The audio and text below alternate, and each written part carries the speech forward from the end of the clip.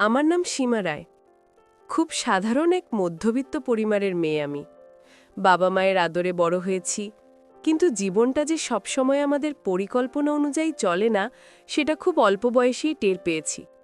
পড়াশোনা শেষ করার আগেই পরিবারের পছন্দে শাওনের সাথে আমার বিয়ে হয়। শাওন মানুষ হিসেবে ছিল অসাধারণ। তার সততা, তার ব্যক্তিত্ব এবং আমাকে বোঝার ক্ষমতা আমাকে মুগ্ধ করেছিল। বিয়ের প্রথম দিনগুলো ছিল স্বপ্নের মতো। আমরা একে অপরের পরিপূরক ছিলাম। শাওন একটি প্রাইভেট কোম্পানিতে ভালো পদে চাকরি করত, আর আমি সংসার সামলাতাম। আমাদের ছোট সংসারে সুখের কোনো কমতি ছিল না। শ্বশুর শাশুড়ি আর দেওর ধীরাজকে নিয়ে আমাদের ভরা সংসার। ধীরাজ তখন সদ্য গ্র্যাজুয়েশন শেষ করেছে, চাকরির চেষ্টা করছে, কিন্তু কোনো কিছুতেই মন বসাতে পারছে না। সংসারের বড় বউ হিসেবে আমি সব দিক সামলে নিতাম। শাওন আমাকে সবসময় বলতো, সীমা, তুমি আছো বলেই আমি নিশ্চিন্তে বাইরের জগৎটা সামলাতে পারি। কিন্তু আমাদের এই সাজানো বাগানে যে এত দ্রুত ঝড় আসবে, তা আমি দুঃস্বপ্নেও ভাবিনি। বিয়ের মাত্র 2 বছর পার হয়েছে। আমাদের বিবাহবার্ষিকীর ঠিক আগের দিন শাওন অফিসের কাজে ঢাকার বাইরে যাচ্ছিল। সেদিন সকালবেলা কেন জানি আমার মনটা খুব গাইছিল। আমি শাওনকে বারণ করেছিলাম যেতে, কিন্তু কাজের চাপে সে আমার কথা রাখতে পারেনি। হাসি মুখেই বিদায় নিয়েছিল। কে জানত সেই হাসি মুখটা আমি আর আগের মতো দেখতে পাবো না।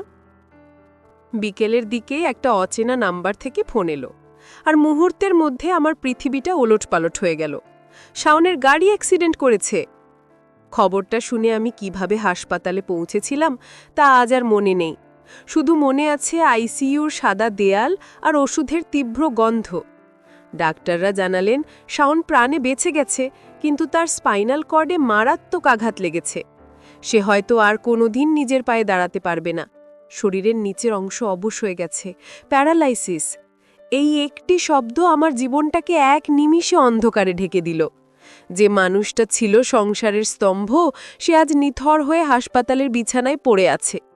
শ্বশুর শাশুড়ি কান্নায় ভেঙে পড়লেন, আর ধীরাজ, সে তখন থেকেই যেন কেমন একটা অদ্ভুত আচরণ শুরু করল। তার চোখে তখন ভাইয়ের জন্য যতটা না কষ্ট ছিল, তার চেয়ে বেশি ছিল এক অজানা অস্থিরতা। হাসপাতাল থেকে শাওনকে বাড়িতে নিয়ে আসার পর শুরু হলো আমার জীবনের আসল সংগ্রাম। শাওনের চাকরিটা আর থাকল না। কোম্পানি কিছু টাকা ক্ষতিপূরণ দিলেও তা চিকিৎসার খরচে দ্রুত ফুরিয়ে আসতে লাগল। আমি দিন রাত শাওনের সেবা করতাম। তাকে খাওয়ানো, গোসল করানো থেকে শুরু করে সব কাজ আমি নিজ হাতে করতাম। শাওন নিজের অসহায়ত্বে মাঝে মধ্যেই কেঁদে ফেলত। আমি তাকে সাহস যোগাতাম, বলতাম সব ঠিক হয়ে যাবে, কিন্তু ভেতরে ভেতরে আমিও ভেঙে পড়ছিলাম।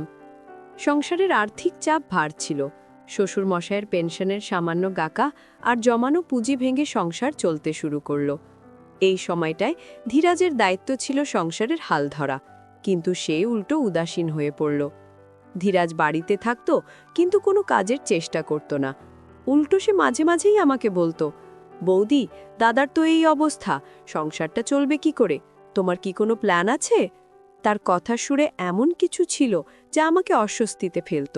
সে সরাসরি কিছু বলতো না, কিন্তু তার দৃষ্টিতে আমি এক অদ্ভুত পরিবর্তন লক্ষ্য করলাম। সে যেন আমাকে করুণা করছে, আবার একই সাথে আমাকে মানসিকভাবে দুর্বল করার চেষ্টা করছে। সে চাইতো আমি যেন তার ওপর নির্ভরশীল হয়ে পড়ি। শাওন অসুস্থ হওয়ার পর ধীরাজ সংসারের ছোটখাটো সিদ্ধান্তগুলো নিজের হাতে তুলে নেওয়ার চেষ্টা করতে লাগল। সে ভাবত, যেহেতু ভাই অচল, তাই এখন সেই এই বাড়ির একমাত্র পুরুষ এবং কর্তা। একদিন আমি শাওনকে ওষুধ খাওয়াচ্ছিলাম, তখন ধীরাজ ঘরে ঢুকল। সে শাওনের দিকে না তাকিয়ে সরাসরি আমার দিকে তাকিয়ে বলল, বৌদি, বাবার পেনশনের টাকাটা তো শেষ হয়ে আসছে, দাদার চিকিৎসার খরচও অনেক। তুমি যদি চাও আমি একটা ব্যবস্থা করতে পারি, কিন্তু তার জন্য তোমাকেও আমার কিছু কথা শুনতে হবে। আমি অবাক হয়ে তাকালাম। ব্যবস্থা মানে কি? সে বলল, বাড়ির দলিলটা তো বাবার কাছে, ওটা বন্ধক রেখে আমি ব্যবসা শুরু করতে চাই, তুমি বাবাকে রাজি করাও। আমি পরিষ্কার না করে দিলাম, কারণ আমি জানতাম ধীরাজ ব্যবসার নামে টাকাটা ওড়াবে। আমার এই না বলাটা ধীরাজ সহজভাবে নিল না। সেদিন তার চোখে আমি এক হিংস্র আক্রোশ দেখেছিলাম। ধীরাজ বুঝতে পারল আমি সহজে তার হাতের পুতুল হব না, তাই সে কৌশল পরিবর্তন করল। সে পরিবারের অন্য সদস্যদের কাছে আমার নামে মিথ্যে অভিযোগ করতে শুরু করল। শাশুড়িকে গিয়ে বলতো, বৌদি এখন আর আগের মতো নেই, দাদার সেবা করতে তার কষ্ট হয়। অথচ আমি দিন-রাত এক করে শাওনের সেবা করছি। ধীরাজের উদ্দেশ্য ছিল পরিষ্কার, আমাকে সবার চোখে খারাপ বানিয়ে আমাকে মানসিকভাবে ভেঙে দিয়ে সংসারের চাবিটা নিজের হাতে নেওয়া। সে জানত আমি যদি শক্ত থাকি তবে সে তার ইচ্ছেমতো বাবার সম্পত্তি বা শাওনের জমানো টাকা হাতাতে পারবে না। শাওন বিছানায় শুয়ে শুয়ে সব বুঝত, কিন্তু কথা বলার শক্তি বা সামর্থ্য তার ছিল না।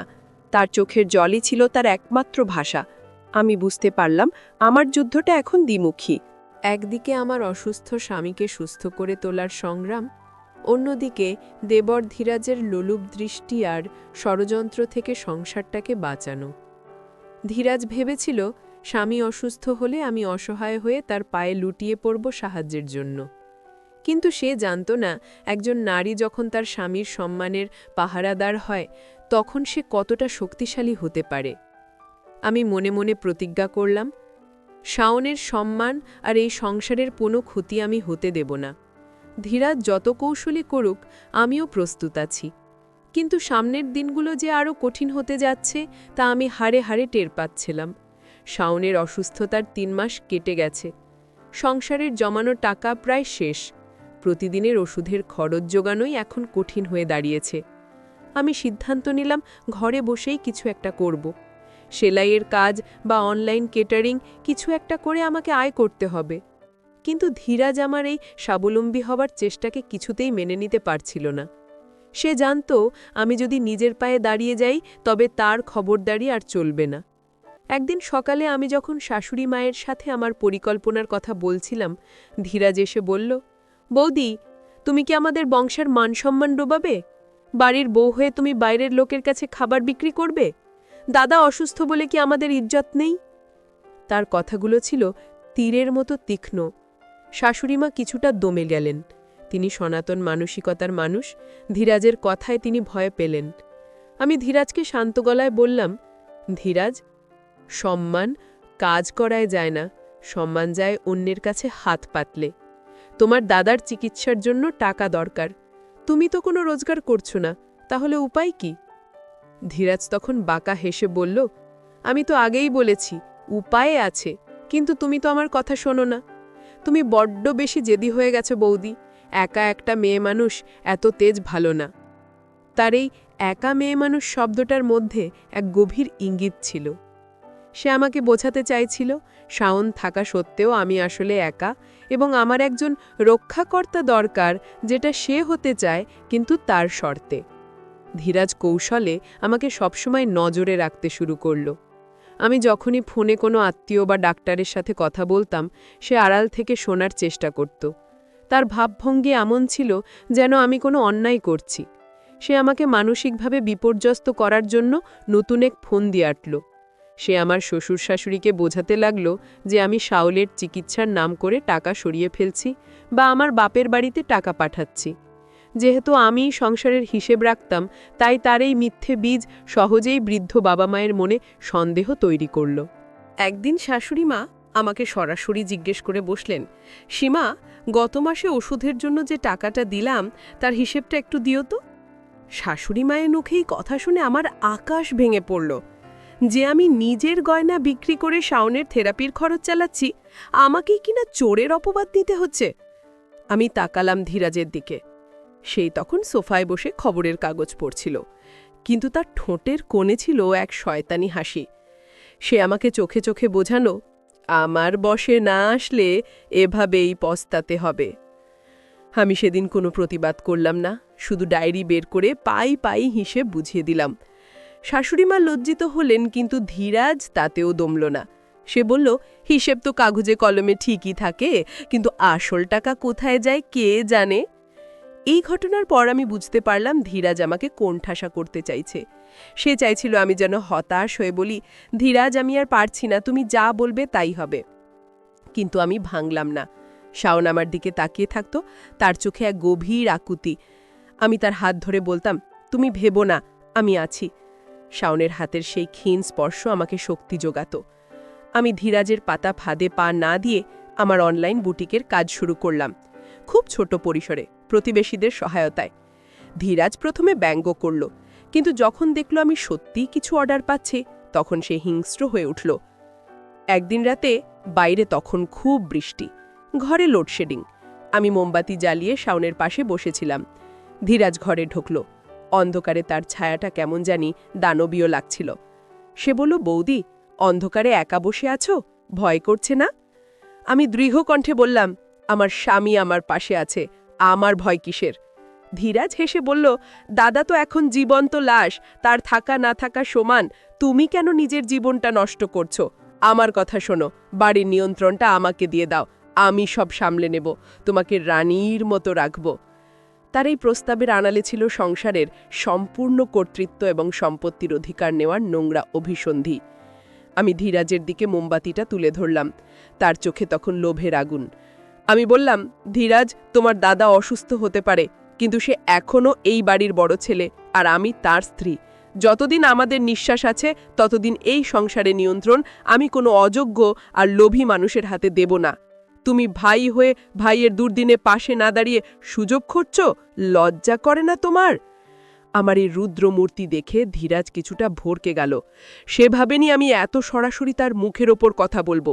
সে বিড়বিড় করতে করতে ঘর থেকে বেরিয়ে গেল। দেখা যাবে কতদিন টিকতে পারো। সেদিন রাতে আমি ঘুমাতে পারলাম না। বুঝতে পারলাম ধীরাজ এখন আর শুধু কথার খোঁচা দেবে না, সে বড় কোনো ক্ষতি করার চেষ্টা করবে। সে জানে আমার শক্তির উৎস হলো শাওন এবং আমার আত্মবিশ্বাস। তাই সে এবার হয়তো শাওনের চিকিৎসার পথে বাধা হয়ে দাঁড়াবে, অথবা সমাজে আমার নামে বদনাম রটাবে। কিন্তু আমি সীমা রায়, আমিও হার মানার পাত্রী নই। আমার স্বামীর সুস্থতা এবং আমার আত্মসম্মান, এই দুয়ের মাঝে আমি কাউকে আসতে দেব না। ধীরাজের এই কুদৃষ্টিকে অন্ধ করে দেওয়ার জন্য আমাকে আরও চতুর হতে হবে। ধীরাজ তার কৌশল পরিবর্তন করল। সরাসরি আক্রমণের বদলে সে এবার ভালো মানুষ সাজার নাটক শুরু করল। আত্মীয় স্বজনদের কাছে গিয়ে সে বলতে লাগল, বৌদি খুব কষ্টে আছে, একা হাতে সব সামলাচ্ছে, আমি তো সাহায্য করতে চাই, কিন্তু বৌদি কেন জানি আমাকে বিশ্বাস করে না। তার এই মায়াকান্না বাইরের মানুষের কাছে আমাকেই ভুল প্রমাণিত করতে লাগল। সবাই ভাবতে শুরু করল ধীরাজ কত ভালো দেবর, আর আমিই হয়তো অহংকারী। একদিন আমার এক দূর সম্পর্কের খালা শাশুড়ি ফোন করে আমাকে বললেন, সীমা, ধীরাজ ছেলেটা কত ভালো, তুমি ওকে একটু জায়গা দিও, একা একা আর কতদিন টানবে। আমি বুঝলাম ধীরাজ আমাকে সামাজিকভাবে একঘরে করার প্ল্যান করেছে। এদিকে শাওনের শারীরিক অবস্থার সামান্য উন্নতি দেখা দিল। তার ডান হাতের আঙুলগুলো একটু একটু নড়ছিল। ডাক্তার বললেন এখন নিয়মিত ফিজিওথেরাপি দিলে সে হয়তো অনেকটাই সুস্থ হয়ে উঠবে। কিন্তু সমস্যা হলো টাকা। ফিজিওথেরাপির খরচ অনেক। আমার ছোট ব্যবসা থেকে যা আয় হচ্ছিল তা দিয়ে সংসার খরচ মিটিয়ে এই বাড়তি খরচ চালানো অসম্ভব ছিল। ধীরাজ ঠিক এই সুযোগটার অপেক্ষাতেই ছিল। সে জানত আমার এখন টাকার খুব দরকার।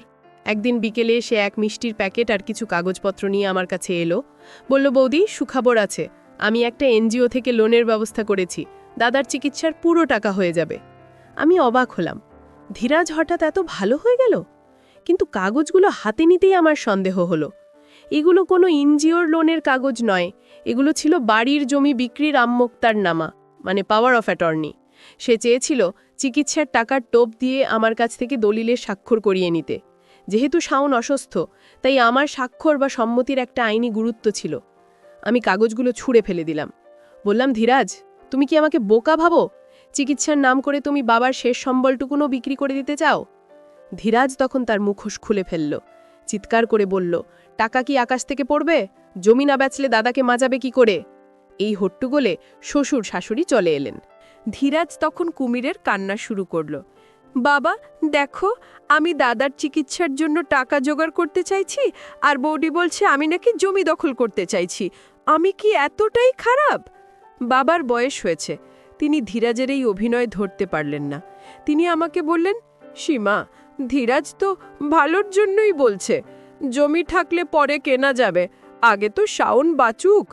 আমি একা হয়ে গেলাম।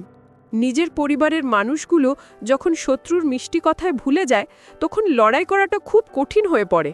কিন্তু আমি জানতাম এই জমিতে স্বাক্ষর করা মানেই ধীরাজ টাকাটা নিয়ে উধাও হবে আর আমরা রাস্তায় বসব। আমি শ্বশুরমশাইকে শান্ত করার চেষ্টা করলাম। বললাম, বাবা, আপনি আমাকে 1 মাস সময় দিন, আমি কথা দিচ্ছি জমি বিক্রি না করেই আমি শাওনের চিকিৎসার ব্যবস্থা করব। যদি না পারি তখন আপনারা যা বলবেন তাই হবে। ধীরাজ বাঁকা হেসে বলল, 1 মাস? ঠিক আছে বৌদি, 1 মাসে তুমি যদি টাকার ব্যবস্থা করতে না পারো, তবে আমি যা বলবো এই বাড়িতে তাই হবে। আর তখন কিন্তু তুমি কোনো কথা বলতে পারবে না। চ্যালেঞ্জটা খুব কঠিন ছিল, কিন্তু আমার কাছে আর কোনো পথ খোদা ছিল না। শাওনকে বাঁচানো এবং ধীরাজের হাত থেকে সংসারটাকে বাঁচানো দুটোই এখন আমার কাঁধে। আমি নতুন উদ্যমে কাজে নামলাম। আমার অনলাইনের ব্যবসার পাশাপাশি আমি একটা ডে কেয়ার সেন্টারে পার্ট টাইম কাজ নিলাম। ভোর থেকে গভীর রাত পর্যন্ত আমি মেশিনের মতো খাটতাম। শরীরে ক্লান্তি আসতো, কিন্তু মনে ছিল জিদ। শাওন আমার এই লড়াই দেখত। সে কথা বলতে পারত না ঠিকই, কিন্তু তার চোখ দিয়ে জল গড়িয়ে পড়ত। একদিন আমি বাড়ি ফিরে দেখি ধীরাজ শাওনের ঘরে বসে আছে। সে শাওনকে কিছু একটা বলছে। আমি আড়াল থেকে দাঁড়ালাম। ধীরাজ ফিসফিস করে বলছিল, দাদা, তুমি তো আর কোনোদিন ভালো হবে না। শুধু শুধু বৌদি কষ্ট করছে। তুমি যদি চলে যেতে তবে সবার কত সুবিধা হতো। ধীরাজের এই কথা শুনে আমার রক্ত হিম হয়ে গেল। নিজের ভাইকে কেউ এভাবে মৃত্যুর কথা বলতে পারে? আমি আর নিজেকে ধরে রাখতে পারলাম না। ঝড়ের বেগে ঘরে ঢুকে ধীরাজকে ধাক্কা দিয়ে সরিয়ে দিলাম। বাঘের মতো গর্জন করে বললাম, ধীরাজ, আর যদি কোনোদিন এই ঘরের চৌকাঠ মারাতে দেখি তবে আমি ভুলে যাব তুমি আমার দেওর। পুলিশ ডাকতে আমি দুবার ভাবব না। ধীরাজ আমার এই রূপ দেখে ভয় পেয়ে গেল। সে ভাবেনি আমি তার কথা শুনে ফেলেছি। সে দ্রুত ঘর থেকে বেরিয়ে গেল। আমি শাওনকে জড়িয়ে ধরে কান্না করে দিলাম। শাওন তার নড়বড়ে হাতটা আমার মাথায় রাখল। সেই স্পর্শে আমি বুঝলাম সে আমাকে বলছে, ভয় পেও না, লড়াই চালিয়ে যাও। এক পর্যায়ে পরিস্থিতি চরম আকার ধারণ করল। ধীরাজ এখন মরিয়া। সে বুঝতে পারছে আমি তার পথের কাঁটা। সে এখন আর শুধু কথার মারপ্যাচে নেই। সে হয়তো আমার ব্যবসার ক্ষতি করার চেষ্টা করবে বা বাইরে আমার নামে কুৎসা রটাবে, কিন্তু সে জানে না আমি তার নোংরা কথা রেকর্ড করে রেখেছি। আমি জানতাম এমন দিন আসবে যখন প্রমাণের দরকার হবে। ধীরাজ আমাকে দুর্বল ভেবেছিল, কিন্তু আমি যে তার প্রতিটি পদক্ষেপের ওপর নজর রাখছি সেটা সে ঘুণাক্ষরেও টের পায়নি। যুদ্ধ এখন চূড়ান্ত পর্যায়ে। 1 মাসের সময়সীমা প্রায় শেষের দিকে। আমি দিন রাত পরিশ্রম করে বেশ কিছু টাকা জমালাম, কিন্তু ফিজিওথেরাপির সম্পূর্ণ কোর্সের জন্য তা যথেষ্ট ছিল না। ধীরাজ প্রতিদিন ক্যালেন্ডারের দিকে তাকাতো আর আমাকে মনে করিয়ে দিত, বৌদি, আর মাত্র 5 দিন বাকি। তার চোখে সেই বিজয়ের উল্লাস। সে নিশ্চিত ছিল আমি পারবো না। এরই মধ্যে আমার ব্যবসায় একটা বড় ঝামেলা হলো। আমি যে সাপ্লায়ের কাছ থেকে কাপড় আনতাম সে হঠাৎ করে আমাকে মাল দিতে অস্বীকার করল। খোঁজ নিয়ে জানলাম ধীরাজ সেখানে গিয়ে আমার নামে উল্টাপাল্টা কথা বলে এসেছে। সে বলেছে আমাদের নাকি ঋণ আছে, আমরা টাকা দিতে পারবো না। ধীরাজ আমার আয়ের পথ বন্ধ করে দিতে চাইল। সে চেয়েছিল আমি যেন হার মেনে তার পাড়ে পড়ি। আমি ভেঙে পড়লাম না। আমি অন্য এক সাপ্লায়ের সাথে যোগাযোগ করলাম এবং সততার সাথে আমার পরিস্থিতির কথা খুলে বললাম। মানুষ মানুষের জন্য এই কথাটা সেদিন প্রমাণ হলো। সেই ভদ্রলোক আমাকে বাকিতে মালামাল দিতে রাজি হলেন। ধীরাজ যখন দেখল আমার ব্যবসা বন্ধ হয়নি, বরং আরও ভালো চলছে, তখন সে রাগে ফেটে পড়ল। সে বাড়িতে অশান্তি শুরু করল। তুচ্ছ কারণে মায়ের সাথে ঝগড়া, বাবার সাথে উচ্চবাচ্য, সব মিলিয়ে বাড়িতে এক নরক গুলজার অবস্থা তৈরি করল। তার উদ্দেশ্য ছিল আমাকে মানসিকভাবে অস্থির রাখা, যাতে আমি কাজে মন দিতে না পারি। সময়সীমা শেষ হওয়ার ঠিক আগের দিন ধীরাজ এক নাটক সাজালো। সে বাড়িতে কিছু বাইরের লোক ডেকে আনল। তারা নাকি পাওনাদার। ধীরাজ তাদের কাছে টাকা ধার করেছে ব্যবসার জন্য এবং বলেছে বাড়ির দলিল তাদের কাছে জমা দেওয়া হবে। লোকগুলো এসে হম্বিতম্বি শুরু করল। বাবা ভয়ে কাঁচুমাচু হয়ে গেলেন। তখন ধীরাজ বলল, বৌদি, দেখলে তো, আমি বলেছিলাম টাকা দরকার। এখন এই লোকগুলো তো বাড়ি দখল করবে। তুমি যদি তখন দলিলে সই করতে তবে আজ এই অপমান সহ্য করতে হতো না। পুরোটাই ছিল ধীরাজের সাজানো নাটক। সে আমাকে ভয় দেখিয়ে দলিলে সই নিতে চেয়েছিল। আমি সেই লোকগুলোর সামনে গিয়ে দাঁড়ালাম। তাদের চোখের দিকে তাকিয়ে বললাম, আপনারা কার কাছে টাকা পান? ধীরাজের কাছে। তাহলে ধীরাজকে নিয়ে যান। এই বাড়ির মালিক আমার শ্বশুর, ধীরাজ নয়। আর বাড়ির কোনো কাগজে ধীরাজের নাম নেই। আপনারা যদি এখানে আর 1 মিনিট চিল্লাচিল্লি করেন, আমি পুলিশে খবর দেব। আমি জানি আপনারা কারা। আমার আত্মবিশ্বাস দেখে লোকগুলো থতমত খেয়ে গেল। তারা ধীরাজের দিকে তাকালো। ধীরাজ ইশারা করতেই তারা সুর করে চলে গেল। আমি ধীরাজের দিকে তাকিয়ে বললাম, তোমার এই সস্তা নাটক আমার কাছে চলবে না ধীরাজ। বাবা মা সেদিন আমার সাহসিকতা দেখে অবাক হলেন। তারা বুঝতে পারলেন ধীরাজ এতদিন তাদের ভুল বুঝিয়েছে। বাবা ধীরাজকে ধমক দিলেন, কিন্তু ধীরাজ তখন বেপরোয়া। সে বলল, তোমরা সবাই আমার শত্রু, আমি এই বাড়ির ভালো চাই, আর তোমরা এই মেয়ে মানুষের কথায় চলছো। সে রাগ করে বাড়ি থেকে বেরিয়ে গেল, কিন্তু আমি জানতাম সে ফিরে আসবে আরও ভয়ঙ্কর কোনো পরিকল্পনা নিয়ে। সেই দিন রাতেই ঘটল এক অলৌকিক ঘটনা। আমি শাওনের পায়ের কাছে বসে মাসাজ করছিলাম। হঠাৎ শাওন অস্পষ্ট স্বরে বলে উঠল, মা। আমি চমকে উঠলাম। শাওন কথা বলছে! এতদিন পর তার মুখে আওয়াজ! আনন্দে আমার চোখ দিয়ে জল চলে এলো। শাওনের এই উন্নতি আমাকে নতুন জীবন দিল। পরদিন সকালে আমি ডাক্তারকে জানালাম। ডাক্তার বললেন, এটা খুবই ভালো লক্ষণ, তার মানে নার্ভগুলো কাজ করতে শুরু করেছে। এখন দরকার নিবিড় পরিচর্যা। আমার মনের জোর বেড়ে গেল বহু গুণ। কিন্তু ধীরাজ যখন শুনল শাওন কথা বলার চেষ্টা করছে, তার মুখ কালো হয়ে গেল। সে বুঝতে পারল শাওন সুস্থ হয়ে উঠলে তার সব জারিজুরি ফাঁস হয়ে যাবে। শাওন জানত অ্যাক্সিডেন্টের আগে ধীরাজ তার অফিস থেকে কিছু টাকা ধার নিয়েছিল, যা সে ফেরত দেয়নি। শাওন সুস্থ হলে ধীরাজের চুরির কথাও সামনে আসবে, তাই ধীরাজ এখন শাওনের সুস্থতা আটকাতে চাইবে। আমি খুব সতর্ক হয়ে গেলাম। শাওনের খাবার, ওষুধ সব আমি নিজে তালাবন্ধ করে রাখতাম। ধীরাজকে শাওনের ধারে কাছেও ঘেঁষতে দিতাম না। একদিন ধীরাজ জোর করে শাওনের ঘরে ঢুকতে চাইল। আমি দাদাকে দেখতে চাই। আমি দরজায় দাঁড়িয়ে বাধা দিলাম। ধীরাজ আমাকে ধাক্কা দিল। আমি পড়ে গেলাম, কিন্তু চট করে উঠে দাঁড়ালাম। আমার হাতে ছিল মোবাইল ফোন।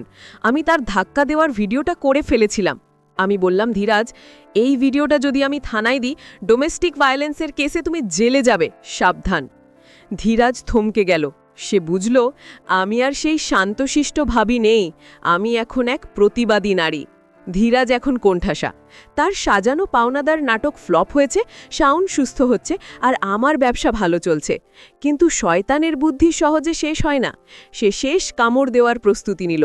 সে জানত আইনগতভাবে সে বাড়ির অংশীদার, তাই সে চাপ দিল বাড়ি ভাগ করার জন্য। সে বলল, আমি আমার অংশ বিক্রি করে দেব, তোমরা যদি কিনতে না পারো তবে আমি বাইরের পার্টির কাছে বেচে দেব। বাইরের কোনো লোক আমাদের ড্রয়িং রুমে এসে থাকবে, এটা ভাবতেই শাশুড়িমা কান্না শুরু করলেন। ধীরাজ ব্ল্যাকমেল শুরু করল। হয় তাকে মোটা অঙ্কের টাকা দিতে হবে, নয়তো বাড়ি বিক্রি হবে। আমি ঠান্ডা মাথায় পরিস্থিতি সামলানোর পরিকল্পনা করলাম। আমি জানতাম ধীরাজের কিছু দুর্বলতা আছে। সে জুয়া খেলত এবং তার অনেক ব্যক্তিগত ঋণ ছিল। আমি গোপনে খোঁজ নিয়ে তার সেই পাওনাদারদের তালিকা জোগাড় করলাম, এবং সবচেয়ে বড় কথা, শাওনের অফিসের পুরনো ফাইলের মধ্যে আমি একটা ডকুমেন্ট পেলাম। সেখানে লেখা ছিল ধীরাজ শাওনের গ্যারেন্টিতে ব্যাংক থেকে লোন নিয়েছিল, যা সে শোধ করেনি, এবং তার নোটিশ শাওনের নামে আসছিল। অ্যাক্সিডেন্টের কারণে সেটা আমরা দেখিনি। এই কাগজটা ছিল আমার হাতের ট্রাম্প কার্ড। একদিন বিকেলে ধীরাজ উকিল নিয়ে বাড়িতে হাজির। সে বাড়ির উঠোনে দাঁড়িয়ে চিৎকার করছে, আজই ফয়সালা হবে, আমি আমার ভাগ বুঝে নেব। বাবা মা ভয়ে কাঁপছেন। আমি ঘর থেকে বেরিয়ে এলাম, হাতে সেই ফাইল। আমি ধীরাজের সামনে গিয়ে দাঁড়ালাম। বললাম, ধীরাজ, ভাগ তো অবশ্যই হবে, কিন্তু তার আগে এই লোনগুলোর হিসেব মেটাতে হবে। আমি তার জুয়ার ঋণের প্রমাণ এবং ব্যাংকের নোটিশগুলো উকিলের সামনে ধরলাম। উকিল সাহেব কাগজগুলো দেখে বললেন, মিস্টার ধীরাজ, এই লোনগুলো তো আপনার নামে, আর আপনার বড় ভাই গ্যারেন্টার। উনি অসুস্থ, তাই আইনত আপনি এখন বাড়ি বিক্রি করতে পারবেন না যতক্ষণ নাই লোন শোধ হচ্ছে। উল্টো ব্যাংক আপনার বিরুদ্ধে জালিয়াতির মামলা করতে পারে। ধীরাজের মুখ চুন হয়ে গেল। সে ভাবেনি আমি এত গভীরে গিয়ে খোঁজ নেব। উকিল তাকে ধমক দিয়ে চলে গেলেন। ধীরাজ রাগে ফুঁসতে লাগল। সে আমাকে আক্রমণ করতে তেড়ে এলো। ঠিক তখনই ঘটল অভাবনীয় ঘটনা। হুইল চেয়ারে করে শাওন নিজের চেষ্টায় দরজায় এসে দাঁড়ালো। তার এক হাতে ভর দিয়ে সে আধো আধো কিন্তু স্পষ্ট স্বরে বলল, ধীরাজ, থামো। শাওনের এই হুঙ্কার, যদিও তা দুর্বল ছিল, কিন্তু তার মধ্যে ছিল বড় ভাইয়ের গাম্ভীর্য। ধীরাজ দাদার এই রূপ দেখে জমে গেল। শৈশবের ভয় আর শ্রদ্ধা তাকে থামিয়ে দিল। আমি বললাম, ধীরাজ, তুমি ভেবেছিলে তোমার দাদা আর কোনোদিন উঠবে না? তুমি ভেবেছিলে আমাকে ভয় দেখিয়ে সব কেড়ে নেবে? দেখো, তোমার দাদা ফিরে এসেছে, আর আমি আছি তার ঢাল হয়ে। তুমি যদি এখনও ভালো চাও, তবে ক্ষমা চাও বাবার কাছে, দাদার কাছে। আর যদি না চাও, তবে এই মুহূর্তে এই বাড়ি থেকে বেরিয়ে যাও। তোমার সব অপকর্মের প্রমাণ আমার কাছে আছে। পুলিশে দিলে তোমার কি হবে ভেবে দেখো। ধীরাজ তার চারপাশ অন্ধকার দেখল, তার কোনো কৌশলই আর কাজ করছে না। মা এগিয়ে এসে ধীরাজের গালে একটা চড় মারলেন, বললেন, ছি ধীরাজ, নিজের ভাইয়ের সাথে, নিজের ভাবির সাথে তুই এই ব্যবহার করলি। ধীরাজ সেদিন কোনো কথা বলতে পারেনি। সে মাথা নিচু করে নিজের ঘরে চলে গিয়েছিল। কিন্তু গল্প এখানেই শেষ নয়। আমি জানতাম সাপকে আঘাত করলে সে আবার ছোবা মারতে পারে। তাই আমি শাওনের চিকিৎসার পাশাপাশি আইনি ব্যবস্থা পাকা করতে শুরু করলাম। আমি বাবার সাথে কথা বলে বাড়ির উইল পরিবর্তন করালাম, যাতে ধীরাজ ভবিষ্যতে কোনো ক্ষতি করতে না পারে। আমার ব্যবসায়িক বুদ্ধি দিয়ে আমি সংসারের হাল পুরোপুরি ধরে ফেললাম। ধীরাজ এখন বাড়িতে থাকে, কিন্তু তার কোনো ক্ষমতা নেই। সে এখন আমার আর শাওনের করুণার পাত্র। 6 মাস কেটে গেছে। আমাদের জীবন এখন অনেকটাই স্বাভাবিক। শাওন এখন ওয়াকার দিয়ে হাঁটতে পারে, তার স্পিচ থেরাপি চলছে, সে এখন গুছিয়ে কথা বলতে পারে। আমার অনলাইন বুটিক এখন একটা ছোট শোরুমে রূপ নিয়েছে। আমি এখন শুধু একজন গৃহবধূ নই, আমি একজন উদ্যোক্তা। ধীরাজ পুরোপুরি বদলে গেছে, বা বাধ্য হয়েছে বদলাতে। তার দম্ভ, তার লোভ সব চূর্ণ হয়ে গেছে। সে এখন ছোটখাটো একটা চাকরি করে এবং সংসারের খরচে কন্ট্রিবিউট করার চেষ্টা করে। সে বুঝে গেছে কুটিলতা দিয়ে সাময়িক সুবিধা পাওয়া যায়, কিন্তু শান্তি পাওয়া যায় না। সেদিন সকালে আমরা সবাই নাস্তার টেবিলে বসেছি। শামন ধীরাজকে বলল, ধীরাজ, তোর অফিসের কি খবর? ধীরাজ মাথা নিচু করে বলল, ভালো দাদা। তার কণ্ঠে এখন আর সেই ঔদ্ধত্য নেই, আছে অপরাধবোধ। সে জানে আমি তাকে পুলিশে দিইনি শুধুমাত্র পরিবারের সম্মানের কথা ভেবে। আমি তাকে ক্ষমা করেছি, কিন্তু বিশ্বাস করিনি। বিশ্বাস অর্জন করতে সময় লাগে। ধীরাজ এখন আমার চোখের দিকে তাকিয়ে কথা বলতে সাহস পায় না। তার সেই দৃষ্টি, যা একসময় আমাকে গ্রাস করতে চেয়েছিল, তা আজ লজ্জায় অবনত। দুপুরে আমি শাওনকে নিয়ে পার্কে হাঁটতে গিয়েছিলাম। শাওন আমাকে বলল, সীমা, তুমি যা করেছ তা হয়তো কোনো সুপারহিরোও করতে পারত না। তুমি শুধু আমাকে বাঁচাওনি, তুমি আমাদের পুরো পরিবারটাকে ধ্বংসের হাত থেকে বাঁচিয়েছ। ধীরাজ আমাকে শেষ করে দিতে চেয়েছিল, কিন্তু তুমি ঢাল হয়ে দাঁড়িয়েছিলে। আমি হেসে বললাম, আমি কিছু করিনি, আমাদের ভালোবাসা আর সত্যের জোর আমাকে শক্তি দিয়েছে। ধীরাজ খারাপ নয়, পরিস্থিতি আর লোভ তাকে অন্ধ করে দিয়েছিল। আমি শুধু তার চোখের পর্দাটা সরিয়ে দিয়েছি। আজ আমি গর্ব করে বলতে পারি, আমি জিতেছি। কোনো ছলচাতুরি বা অন্যায়ের আশ্রয় না নিয়ে, শুধুমাত্র ধৈর্য, বুদ্ধি আর সততা দিয়ে আমি আমার সংসারকে রক্ষা করেছি। দেবর চেয়েছিল আমার অসহায়দের সুযোগ নিতে, আমাকে তার অধীনে রাখতে, কিন্তু আমি তাকে বুঝিয়ে দিয়েছি নারী কখনো দুর্বল নয়। সে চাইলে মমতাময়ী মা হতে পারে, আবার প্রয়োজনে রণচণ্ডী হয়ে সংসার রক্ষা করতে পারে। ধীরাজের সেই লোলুপ দৃষ্টি আজ শ্রদ্ধার দৃষ্টিতে পরিণত হয়েছে। সে এখন আমাকে বৌদি বলে যখন ডাকে, তাতে ভক্তিও থাকে, ভয়ও থাকে। বন্ধুরা, আমার এই গল্প থেকে আমি আপনাদের একটা কথাই বলতে চাই। বিপদ যখন আসে, তখন আপন মানুষও পর হয়ে যেতে পারে। লোভ মানুষকে অন্ধ করে দেয়। কিন্তু আপনি যদি সৎ থাকেন, আপনার যদি নিজের ওপর বিশ্বাস থাকে, তবে পৃথিবীর কোনো শক্তি আপনাকে হারাতে পারবে না। কৌশল আর বুদ্ধি দিয়ে যে কোনো পরিস্থিতি মোকাবেলা করা সম্ভব। শুধু চোখ কান খোলা রাখতে হয় আর নিজের সম্মানের সাথে আপোষ করতে হয় না। আজকের গল্প এখানেই শেষ করছি। আমার এই সংগ্রাম আপনাদের কেমন লাগলো তা অবশ্যই জানাবেন। মনে রাখবেন, জীবন যুদ্ধক্ষেত্র, আর এখানে হার না মানাটাই হলো আসল জয়। লোভ মানুষের মনুষ্যত্বকে ধ্বংস করে দেয়, আর ধৈর্য ও বুদ্ধিমত্তা মানুষকে কঠিনতম বিপদ থেকেও রক্ষা করে। নারীর সম্মান আর সংসারের সুরক্ষা কোনো পুরুষের দয়ার ওপর নির্ভর করে না, তা নির্ভর করে নারীর নিজের আত্মবিশ্বাস ও সাহসিকতার ওপর। বন্ধুরা, তোমাদের অবগতির জন্য জানাচ্ছি যে এই গল্পটির সকল ঘটনা, চরিত্র, স্থান, নাম এবং পরিস্থিতি সম্পূর্ণ কাল্পনিক ও সাহিত্যিক সৃষ্টি। বাস্তব জীবনের কোনো ব্যক্তি, পরিবার বা ঘটনার সঙ্গে এর কোনো সাদৃশ্য নেই। যদি কোথাও নিছক কাকতালীয়ভাবে মিলে যায় তবে তা একেবারেই অনিচ্ছাকৃত। এই গল্প শুধুমাত্র বিনোদন এবং শিক্ষামূলক উদ্দেশ্যে তৈরি করা হয়েছে। কোনো ব্যক্তি, সম্প্রদায় বা ধর্মকে আঘাত করার কোনো অভিপ্রায় আমার নেই। বন্ধুরা, গল্পটি ভালো লাগলে লাইক, শেয়ার এবং সাবস্ক্রাইব করতে ভুলবেন না। সবাইকে ধন্যবাদ।